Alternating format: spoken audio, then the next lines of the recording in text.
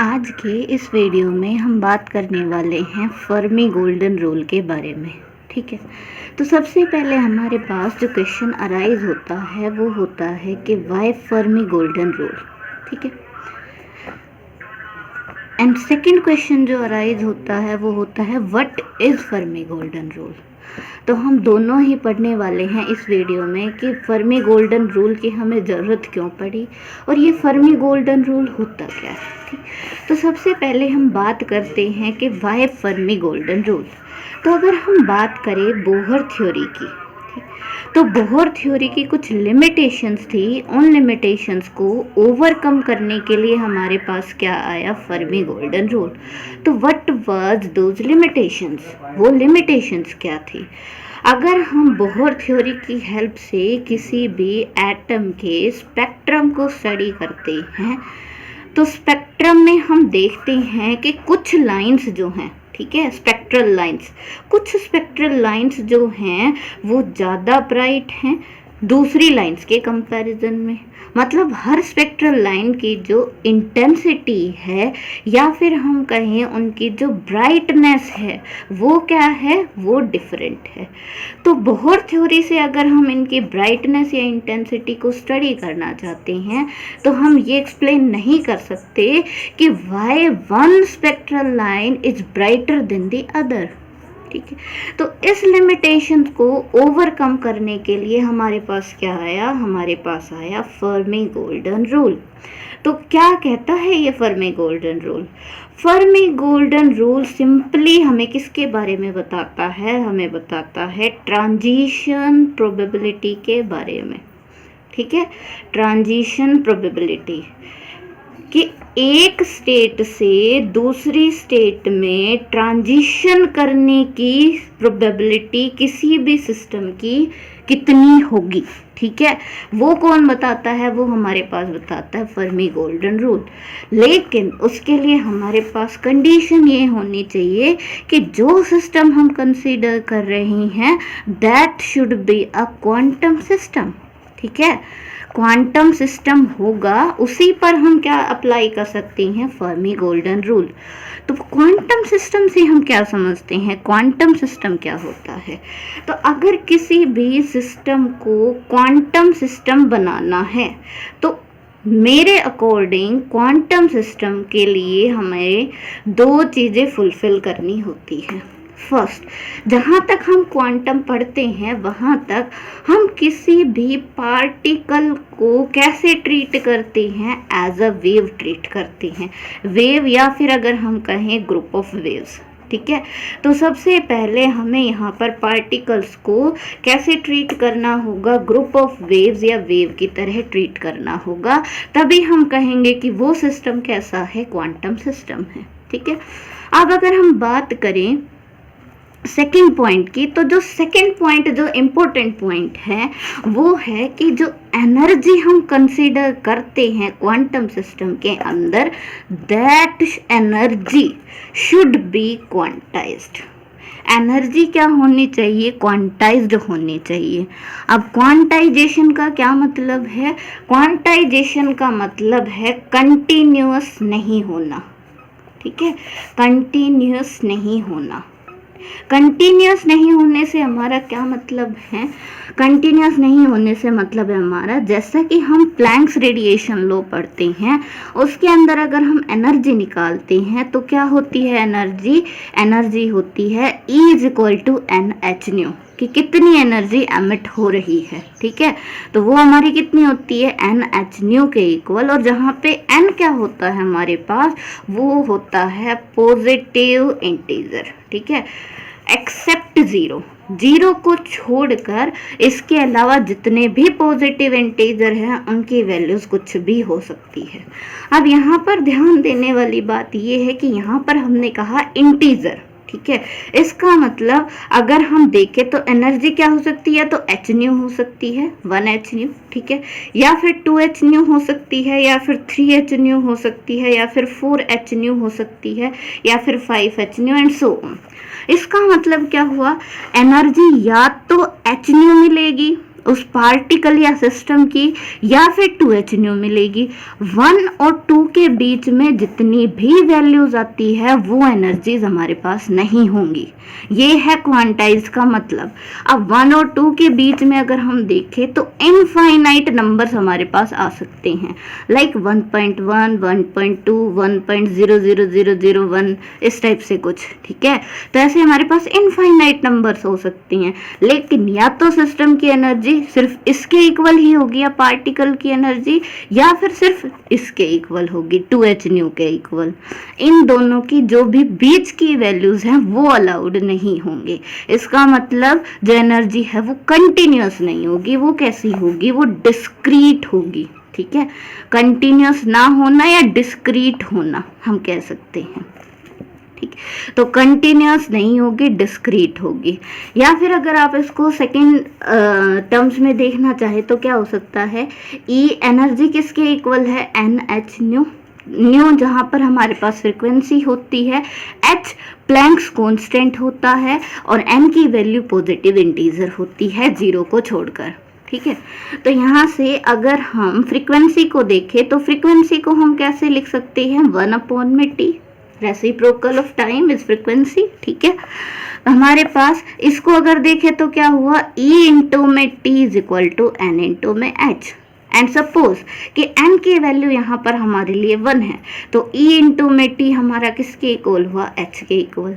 H क्या है, Planck's constant, जिसकी वैल्यू क्या रहेगी, फिक्स रहेगी, ठीक है। इसकी वैल्यू चेंज नहीं रहेगी, इसकी वैल्यू कांस्टेंट रहेगी। तो अगर राइट हैंड साइड हमारे पास एक कांस्टेंट वैल्यू है, तो लेफ्ट साइड जो की आ रही है एनर्जी इनटू में टाइम, वो भी क्या होनी चाहिए, वो हमारे पास कांस्टेंट होनी चाहिए, ठीक है। इसका मतलब एनर्जी क्या होनी चाहिए, क्वांटाइज्ड होनी चाहिए, ठीक है। अगर एक चीज बढ़ेगी तो दूसरा उतना ही क्या हो जाएगी, डिक्रीज। अगर यहाँ पे टाइम बढ़ रहा है तो एनर्जी क्या हो जाएगी, उतनी ही डिक्रीज। टाइम बढ़ने का मतलब फ्रीक्वेंसी का डिक्रीज होना, ठीक है। और यहाँ पर ये भी देख सकते हो आप, अगर फ्रीक्वेंसी डिक्रीज होगी तो एनर्जी भी डिक्रीज होगी। अगर टाइम घट रहा है तो इसका मतलब एनर्जी उतनी ही बढ़ जाएगी, ताकि राइट हैंड साइड हमारे पास कांस्टेंट रहे, ठीक है। और टाइम घटने का मतलब है फ्रीक्वेंसी का बढ़ना। तो अगर फ्रीक्वेंसी हमारी बढ़ी तो एनर्जी भी क्या होगी, बढ़ जाएगी, ठीक। तो ये 2 कंडीशंस है किसी भी सिस्टम को क्वांटम सिस्टम में कंसीडर करने के लिए, ठीक। फर्स्टली हम उसको एज ए वेव कंसीडर करेंगे। सेकंड, उसकी जो एनर्जी होनी चाहिए वो क्वांटाइज्ड होनी चाहिए, डिस्क्रीट होनी चाहिए, कंटिन्यूअस नहीं होनी चाहिए। तभी हम कह सकते हैं कि वो सिस्टम हमारा क्वांटम सिस्टम है। तो क्या होता है Fermi golden rule? Fermi golden rule simply क्या बताता है, एक क्वांटम स्टेट से दूसरे क्वांटम स्टेट में जाने की या ट्रांजिशन करने की प्रोबेबिलिटी कितनी होगी उस सिस्टम की, वही रूल हमारा क्या कहलाता है, फर्मी गोल्डन रूल कहलाता है, ठीक है। तो क्या है Fermi golden rule? Simply a rule for the transition probability between the states of A quantum system, ठीक है।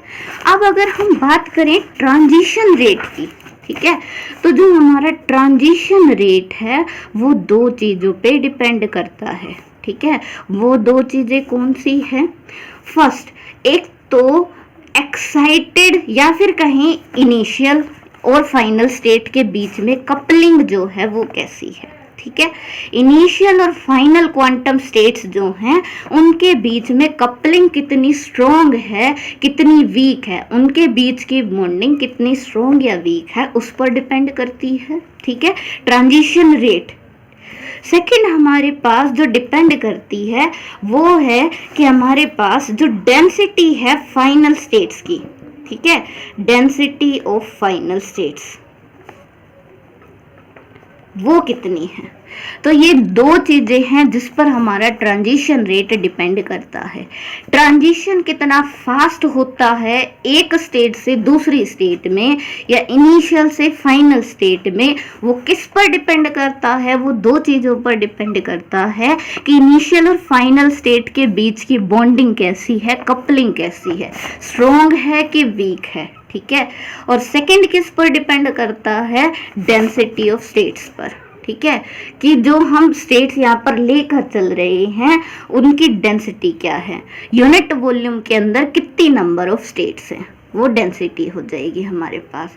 तो अब इस फर्मी गोल्डन रूल को समझने के लिए यहाँ पर हम एक बहुत ही सिंपल एग्जांपल लेकर चल रहे हैं और इस वीडियो में हम सिर्फ और सिर्फ इसकी थ्योरी पढ़ेंगे, ठीक है। डेरिवेशन हम नहीं स्टडी कर रहे हैं, सिर्फ और सिर्फ थ्योरेटिकल एक्सप्लेनेशन हम यहाँ पर स्टडी करेंगे। तो देखिए, अगर हमें थ्योरेटिकल एक्सप्लेनेशन देखनी है तो उसके लिए हम कोई भी एक क्वांटम सिस्टम कंसीडर करते हैं, ठीक है। हमने एक क्वांटम सिस्टम कंसीडर किया जिसके अंदर हमारे पास ए, बी और सी इनिशियल स्टेट्स हैं and A dash, B dash and C dash वो हमारी फाइनल स्टेट्स है। और सपोज करते हैं हम कि जो हमारा सिस्टम है वो इस इनिशियल स्टेट से कहाँ पर ट्रांजिशन कर रहा है, इन फाइनल स्टेट में ट्रांजिशन कर रहा है। इनिशियल स्टेट ए से ट्रांजिशन हो रहा है फाइनल स्टेट ए डैश में, तब जो एनर्जी रिलीज हो रही है वो हम लेट कर लेते हैं ई ए डैश, ठीक है। इनिशियल स्टेट ए से फाइनल स्टेट बी डैश में जो ट्रांजिशन हो रहा है उसकी एनर्जी हम कंसीडर करते हैं ई ए बी डैश।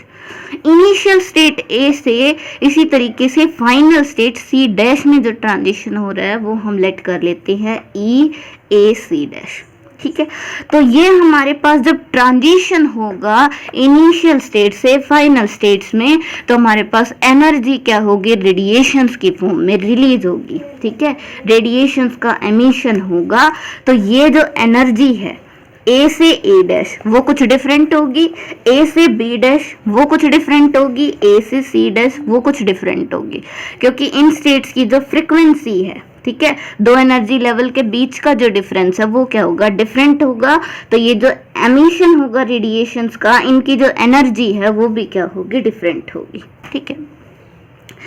तो अब ये पाया गया कि अगर हम इनके स्पेक्ट्रम को स्टडी करें, अगर इस क्वांटम सिस्टम के स्पेक्ट्रम को स्टडी किया जाए तो ये फाइंड आउट किया गया कि जो इनकी ब्राइटनेस है या इंटेंसिटी जिसको हम कह रहे हैं वो क्या है, डिफरेंट ट्रांजिशंस के लिए डिफरेंट है।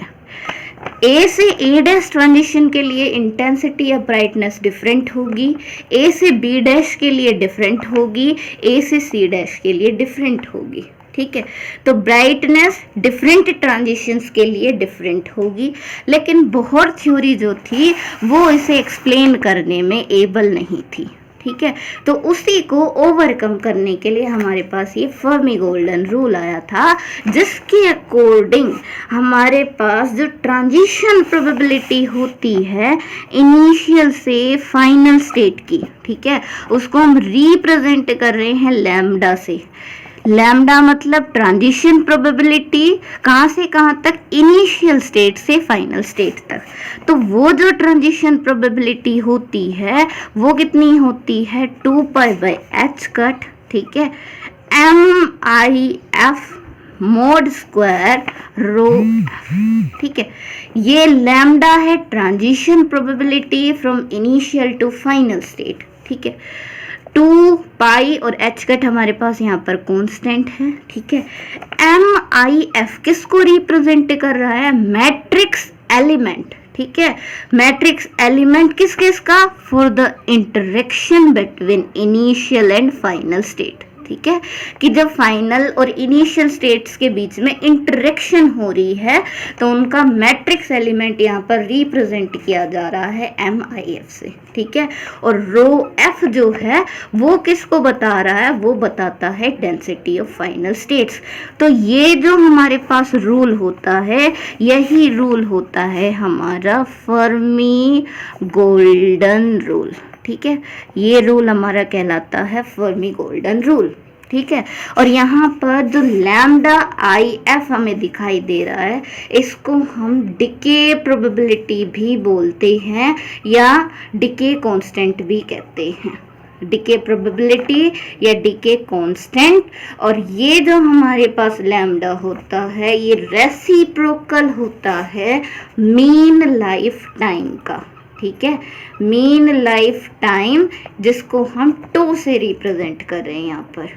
अब इसका क्या मतलब है? ट्रांजिशन प्रोबेबिलिटी मतलब कि एक स्टेट से दूसरी स्टेट में कितना फास्ट ट्रांजिशन होता है, वो क्या कहलाती है? हमारी ट्रांजिशन प्रोबेबिलिटी या डिके प्रोबेबिलिटी, कि एक स्टेट से दूसरी स्टेट में कितना फास्ट डिके हो सकता है, ट्रांजिशन हो सकता है।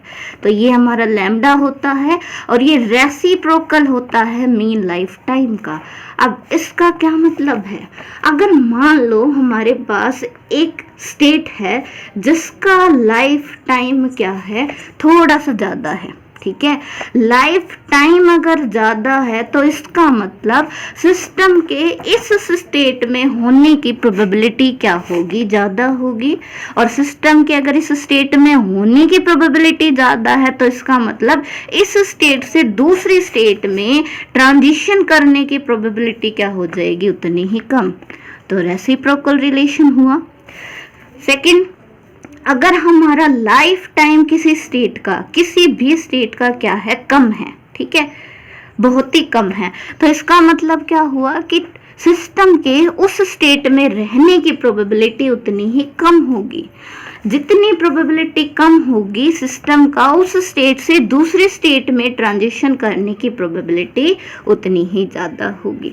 तो ट्रांजिशन प्रोबेबिलिटी क्या है? इस मीन लाइफ टाइम का रेसिप्रोकल होती है, ठीक है। और ये जो मैट्रिक्स एलिमेंट हम बात कर रहे हैं MIF, ठीक है, जो कि किसके बारे में बताता है? इंटरेक्शन के बारे में बताता है, ठीक है, कि इंटरेक्शन इनिशियल और फाइनल स्टेट के बीच में कैसा है, ठीक है। तो ये होता है हमारा मैट्रिक्स एलिमेंट। तो ये क्या बता रहे हैं हमें? अगर हमारे पास इनिशियल और फाइनल स्टेट के बीच में कपलिंग स्ट्रॉन्ग है तो जो ट्रांजिशन होगा वो उतनी ही फास्ट होगा, ठीक है। अगर इनिशियल और फाइनल स्टेट के बीच में कपलिंग वीक है तो जो ट्रांजिशन है वो क्या होगा? वो उतना ही स्लो होगा। तो यहाँ पर हमने लैम्डा ट्रांजिशन प्रोबेबिलिटी के बारे में पढ़ लिया, मैट्रिक्स एलिमेंट के बारे में पढ़ लिया, ठीक है। और लास्टली हमारे पास क्या बचता है? रो एफ, जो कि है डेंसिटी ऑफ फाइनल स्टेट्स, ठीक है, कि फाइनल स्टेट्स जो हैं, number of states per unit volume हमारे पास कितनी है? फाइनल स्टेट्स, ठीक है, ये ध्यान रखना है बिल्कुल। यहाँ पर आपने एक बात ध्यान देनी है कि यहाँ पर जो हमारे पास डीके प्रोबेबिलिटी या ट्रांजिशन प्रोबेबिलिटी जो है वो इनिशियल स्टेट की डेंसिटी पर डिपेंड नहीं कर रही है। किस पर डिपेंड कर रही है? सिर्फ और सिर्फ फाइनल स्टेट की डेंसिटी पर डिपेंड कर रही है, कि number of states per unit volume final state की कितनी है उस पर डिपेंड कर रही है, इनिशियल पर डिपेंड नहीं कर रही है। इसीलिए जो हमारे पास ब्राइटनेस या फिर इंटेंसिटी है वो क्या होगी? वो डिफरेंट ट्रांजिशंस के लिए डिफरेंट होगी, क्योंकि इंटेंसिटी का मतलब है energy incident per unit area per unit time. और एनर्जी किस पर डिपेंड करती है? एनर्जी डिपेंड करती है फ्रीक्वेंसी पर। तो अगर फ्रीक्वेंसी हमारी कम होती है तो एनर्जी भी कम हो जाएगी, इसका मतलब इंटेंसिटी भी कम हो जाएगी, ठीक है। और अगर हमारे पास फ्रीक्वेंसी इंक्रीज होती है तो एनर्जी भी इंक्रीज होगी, तो इसका मतलब ब्राइटनेस या इंटेंसिटी भी इंक्रीज हो जाएगी, ठीक है। तो यहाँ पर आप देखिए, यहाँ पर हमने कहा सिर्फ फाइनल स्टेट की डेंसिटी पर डिपेंड कर रही है।